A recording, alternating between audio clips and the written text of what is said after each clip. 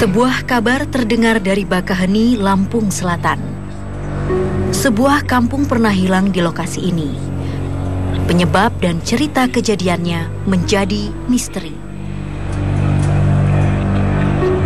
Kami mencoba menyambangi tempat yang pernah jadi penyemaian bibit kerapu ini. Lihatlah, apa yang tampak menyeramkan dari tempat seperti ini? Merasa cukup dengan tinjauan lokasi, kami pun berniat pergi.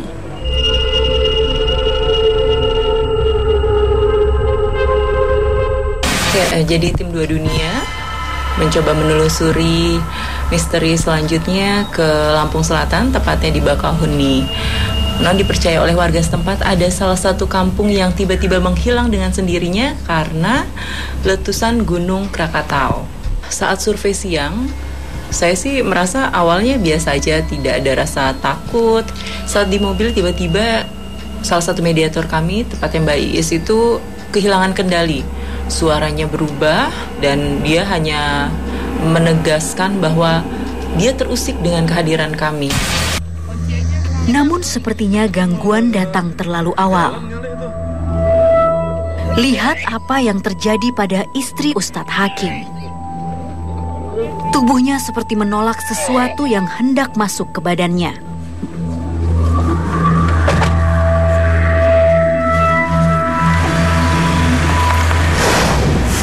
Allahu Akbar, Allahu Akbar.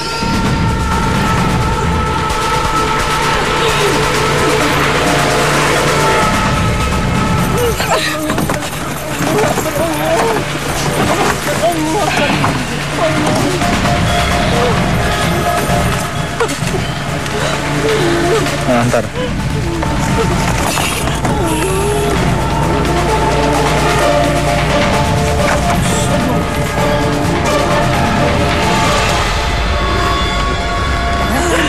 Kalian datang. Siapa ini? Siapa ini? Siapa ini yang masuk? Siapa yang masuk di dalam tubuh Umi? Keluar. Kami tidak berniat mengganggu. Tinggalin tubuh Umi. Siapa ini yang masuk? Siapa ini? Siapa ini? Bicara, bicara. Niat mengganggu. Apa kamu? Siapa kamu? Berani kamu ke kerajaan saya? Apakah kami mengganggu? Sudah hebat kamu? Apakah kami mengganggu, ha? Hah? Siapa yang hebat di sini? Kami sama sekali kami tidak pernah merasa Lewati dulu aku. Jika kalian berani. Ustadz Hakim pun hampir terbawa emosi.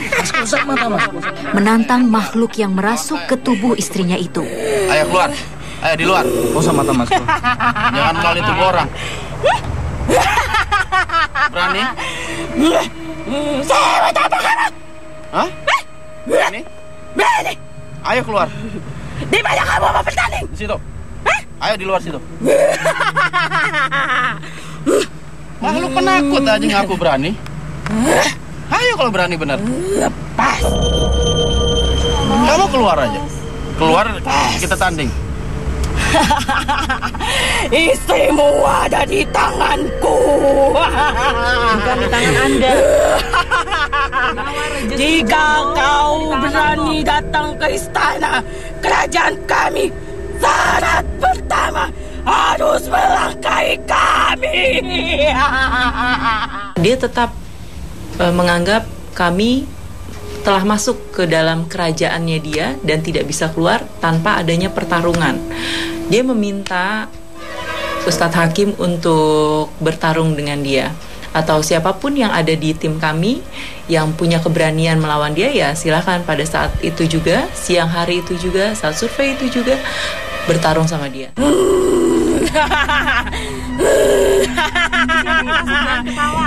Siapa yang masuk ke dalam? Saya prajurit kerajaan di sini. Baru prajurit. Siapa kamu? Prajurit. Baru prajurit kan? Anda harus takut sama Allah, jangan bangga sama diri Anda. Sebut nama Allah. Apa itu? Allah Subhanahu wa Ta'ala. Allahnya kami semua.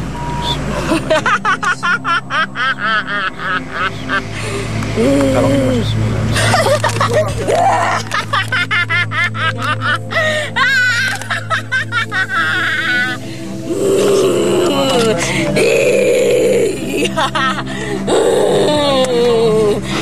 Siapa sangka kami akan menerima sambutan yang dahsyat seperti ini. Kau tidak bisa menandingi kami.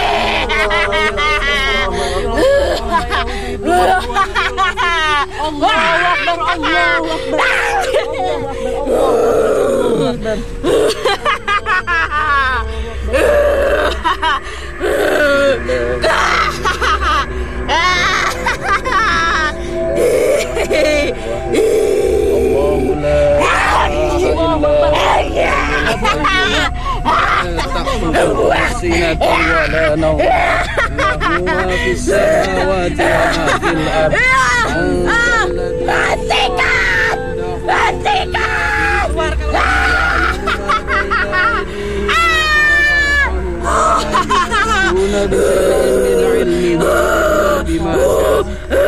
وسع كرسيه السماوات والأرض ولا يعوده حفظهما وهو العلي العظيم. Jangan kau lantunkan ayat itu. لا تأخذه سنة ولا نوم له ما في السماوات وما في الأرض من ذا الذي يشفع عنده إلا بإذنه يعلم ما بين أيديهم وما ولا يحيطون بشيء من علمه إلا بما شاء وسع كرسيه السماوات والأرض ولا يؤوده حفظهما وهو العلي العظيم. Akhirnya malam hari ya kita udah siap-siap untuk liputan. Saya coba menelusuri sekitar lokasi. Tiba-tiba salah satu mediator, itu namanya Mbak Ida, kehilangan kendali. Mendapat sambutan pembuka yang penuh ancaman, tak menyurutkan niat kami membuka tabir misteri. Benarkah ada sebuah kampung hilang di tempat ini? Meski kami sudah mengetahui kekuatan energi lokasi ini, kami tetap melakukan deteksi. Belum habis kami melakukan deteksi, sesuatu terjadi. Mbak Ida mengerang, seperti menahan rasa sakit. Dia mengeluarkan sesuatu dari matanya. Tetap di dua dunia. Ternyata ada sebuah benda keluar dari matanya. Dia mengeluarkan sesuatu dari matanya. Pas saya lihat, seperti kayak potongan-potongan dari karang. Dan itu saat dia mengeluarkan itu sakit sekali. Dan konon kalau menurut Ustadz Hakim itu adalah salah satu ulah dari makhluk gaib yang tidak menyukai kehadiran kami. Subhanallah.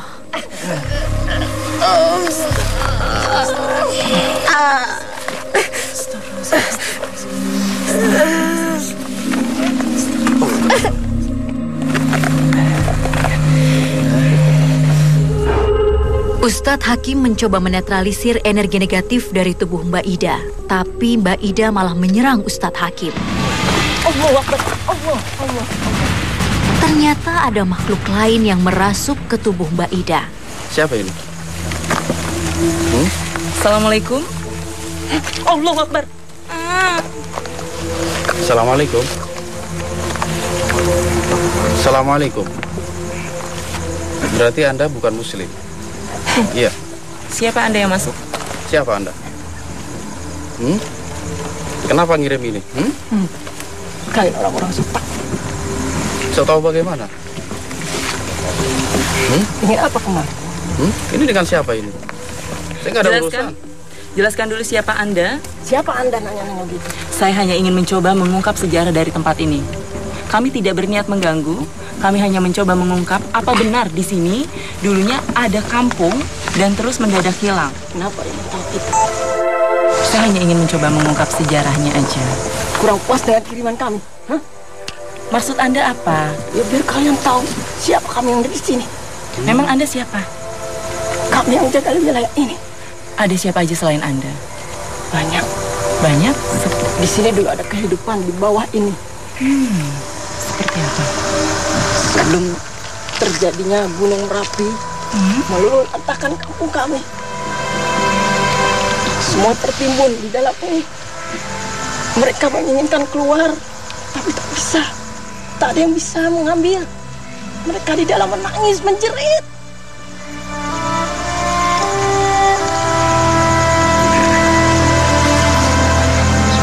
Anda sendiri siapa? Saya yang menjaga mereka, yang memberi makan mereka. Nama Anda siapa? Saya dari Gunung Merapi. Nama Anda? Karena saya yang bertanggung jawab di sini, orang-orang yang di sini. Nama Anda siapa? Saya sebutkan satu nama. Pasti punya sebuah nama atau julukan. Saka Kencana. Siapa? Saka Kencana. Saka Kencana. Anda seorang ratu? Bukan. Bukan. Anda apa? Saya hanya yang bisa mengaktifkan Gunung Merapi itu. Gunung Merapi mana yang dimaksud? Krakatau? Ya, saya yang mengetuainya semua. Oh, Anda ketuanya di Gunung Krakatau. Kasih jalan Pak Ustadz. Maksudnya? Mereka yang di bawah. Puas menyampaikan pesan, energi dalam diri Mbak Ida tiba-tiba menghilang. Allah Akbar.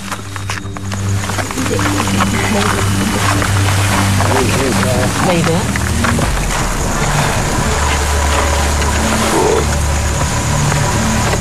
Udah sadar? Mbak Ida? Jalan Sigar Bencah itu kalau nggak salah besok tentang di mana tempat tersebut itu sering banyak terjadi kecelakaan, sering banyak memakan korban gitu, dan jalanan yang tidak pernah bisa halus jalanan tersebut, katanya selalu pecah, jalanannya rusak karena akhirnya banyak terjadinya kecelakaan gitu. Makhluk-makhluk di situ sih mengaku itu ulah mereka gitu. Cuman mungkin memang karena jalannya juga kalau kita lewat kan jalannya terlalu kanan kiri sangat berkelok-kelok, mungkin hal tersebut yang mungkin sering terjadi kecelakaan, bukan gangguan-gangguan dari makhluk di sana gitu. Sekarang waktunya mediumisasi. Alih-alih kerasukan, justru penonton lain kena imbas energi.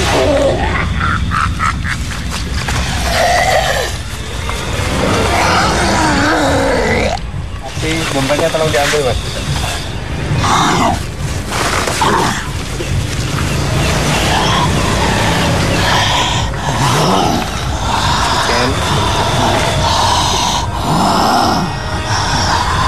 Assalamualaikum.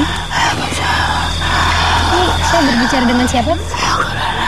Yang ini wujudnya seperti apa, Yang? Apa Anda yang suka mengganggu? Iya. Kenapa yang suka menampakkan diri? Untuk makan. Butuh makan. Emang yang makannya apa? Makannya orang. Emang di alam Anda nggak ada makanan lain selain manusia, apa? Gimana cara makannya itu? Anda bukan muslim kali ya? Masa muslim seperti itu sih? Iya. Muslim. Tapi tadi bisa jawab salam ya? Kami. Apa udah umum itu? Anda selain suka menampakkan diri sebagai ular, apa lagi yang suka Anda lakukan di sini, Mbak? Anda tinggal sama siapa aja? Ketek limo. Tapi Anda suka juga menampakkan bentuk lain, bukan seperti ular misalnya. Seperti apa aja? Gak bisa. Orang itu.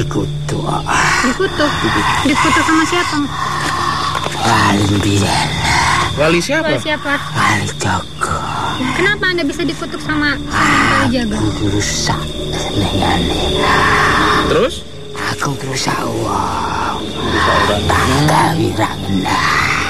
Gitu. Terus? dimarahi. Sama siapa itu? Para kaji sudah. Seperti apa? Dimarahinnya seperti apa? Orang itu gangguan. Aku orang gangguan karena itu panganan. Selain dari ular ada berbentuk besar, itu benar ada di sini? Hitam besar. Kui pucuk gua. Bentuknya apa itu emangnya? Wih. Istri Anda juga suka mengganggu masyarakat yang suka lewat? Enggak. Bagian gua. Saya tertarik tadi Anda ngomong kutukan dari Kanjeng Sunan itu. Emang dulu itu Anda ini sesosok apa sih? Aku mungkin biasa. Terus karena sering mengganggu masyarakat gitu, lantas Anda kan ya, bukan dikutuk mungkin itu, mungkin disumpahi bodoh wae. Terus Anda sampai ke tempat ini bagaimana itu? Iya. Aku yang mama gue di sini. Jadi Kanjeng pernah ke sini juga.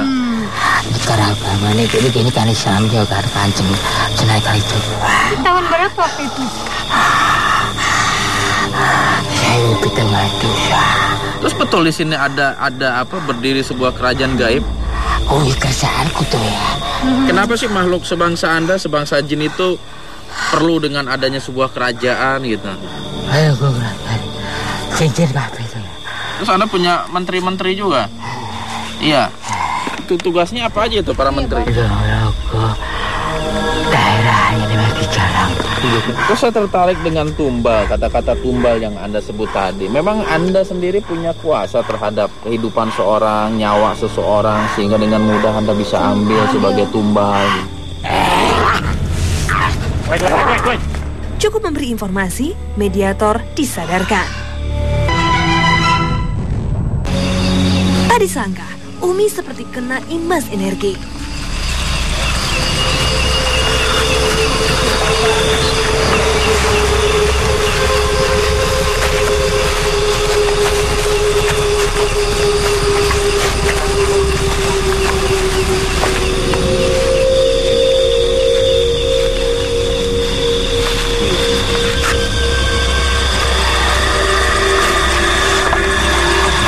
Anda siapa namanya? Paman. Sudah berapa lama Anda ada di sini? Paman. Anda sebagai apa di sini? Biasa saja. Tapi Anda suka mengganggu nggak? Kok enggak? Ini sambil ketawa. Yang benar. Tak pernah. Sebangsa Anda biasa seperti itu. Kemarin ngomong A, sekarang ngomong B. Saya cuma nenek-nenek aja kok. Tapi suka mengganggu ya? Ya, tidak cuma jalan-jalan. Kalau sering kok kejadian di sini penampakan nenek-nenek katanya. Iya. Iseng lagi. Saya itu orang. Orang sudah mati. Ngaku orang udah mati bisa hidup lagi. Mana bisa? Geger dunia. Mobilnya terjun. Dia salah satu penumpang mobil itu. Iya. Terus meninggal. Kasihan lah. Kasihan, iya. Kami kasihan lah sama korban yang terjadi di sini. Itu semua musibah. Tapi kok Anda tiba-tiba masuk ke alam jin itu loh? Anda semasa jin. Sekarang makhluk di tubuh ini jadi galak. Sudah apanya sudah? Belum lah, ini baru mulai kok udah sudah. Ini Anda sebenarnya siapa sih? Ini istanaku. Terus isinya apa istana itu? Apa sama seperti alam manusia? Dan keluarganya. Anda sendiri punya pengawal? Kami punya rakyat. Banyak lah. Banyak. Berarti boleh dikata tatanan hidupnya sama seperti manusia? Iya. Ada yang coba berkomunikasi sama kami dan bilang kecelakaan di sini kebanyakan laki-laki korbannya. Benar? Iya. Kenapa laki-laki yang menjadi korbannya? Aku membutuhkan laki-laki. Membutuhkan untuk apa? Pengawal. Dan untuk istanaku. Bagaimana bisa? Ya ngaku-ngaku aja Anda ini. Anda ingin bukti? Bukti kami cukup Al-Quran yang menjelaskan sebuah kebenaran tentang alam Anda. Walahum barzahun ila yaumi yub'atsun. Bagi orang yang meninggal itu ada dinding yang tebal sebagai pembatas. Saya tak terlihat. Izinkan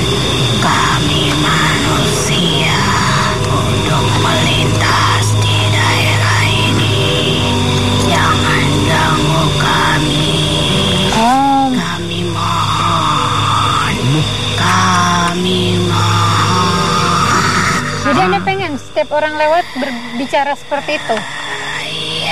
Terus Anda gak akan ganggu nggak orang yang seperti itu? Kok orang membaca Bismillah? Tidak masalah. Tidak masalah. Anda bisa mengganggu juga. Bagi mereka hanya sekedar membacanya. Maksudnya gimana? Sekedar membacanya? Karena kami pun bisa membaca itu. Bismillah. Bisa bukan? Kan kami membaca pakai hati. Tahu apa kamu? Ya tahu lah. Kalau nggak tahu buat apa saya mengamalkan itu? Karena kami yakin segala sesuatu yang diawali dengan lafaz Allah Bismillah, tidak ada satupun sebangsanya yang dapat mengganggu kami. Dan kami rasa kecelakaan yang sering terjadi di sini juga nggak sepenuhnya ulah bangsa Anda kok. Bisa akibat kelalaian sang pengendara, karena ngantuk. Kalau yang pasti sih memang jalanan ini banyak berlubang, bergelombang. Itu rumah kami sudah dari dulu. Itu alasan klasik yang seperti itu. Kami membangun bumi ini kok yang Allah kasih. Ingat, manusia Allah ciptakan sebagai khalifah, sebagai pemelihara. Manusia punya hak penuh. Karena di sini banyak kehidupan. Ya, yang penting hati-hati, baca doa. Di sini banyak rumah-rumah bangsa kami. Iya, itu kan di alam Anda, bukan di alam manusia. Itu berbeda. Banyak bangsa kami yang bertani. Iya, tapi kan di alam Anda, bukan di alam manusia. Seperti itu kan cara-cara Anda ini mempengaruhi manusia, menyesatkan manusia. Cuman dalam episode Sigar Bencah pun saya di situ sempat diperlihatkan seperti kayak kerajaan dari makhluk-makhluk yang ada di sana gitu. Sempat kehilangan kesadaran, tapi situ Pak Hakim mencoba menarik saya gitu untuk bisa sadar lagi gitu. Jadi sempat Pak Hakim melihat, Mbak Indah coba tutup mata, konsentrasi, dan di situ saya kayak ngeliat kerajaan besar banget di situ, banyak kayak desa-desa. Terus sayanya udah nggak kuat, Pak Hakim menarik saya sadar lagi, dan di situ kata Pak Hakim, ya Mbak Indah tuh sempat mau dibawa, mau diajak untuk melihat ke sana gitu, cuman karena energinya sangat kuat akhirnya ditutup lagi sehingga Mbak Indah sadar lagi. Ada yang gerakin dari saya. Ada yang gerakin dari saya. Jadi begini, di depan kita ini posisi ini energi cukup kuat karena tadi saya coba buka jalur. Niatnya sebenarnya buat penglihatan gitu.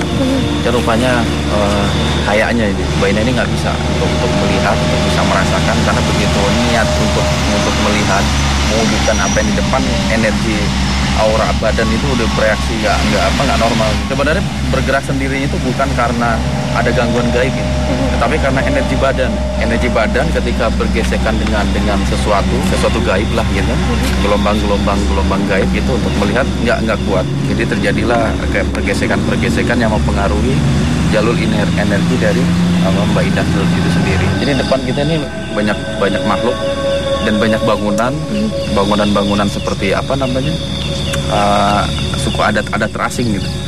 Dan ada bangunan yang megah yang saya duga itu sebuah tempat apa namanya, raja atau penguasa di wilayah.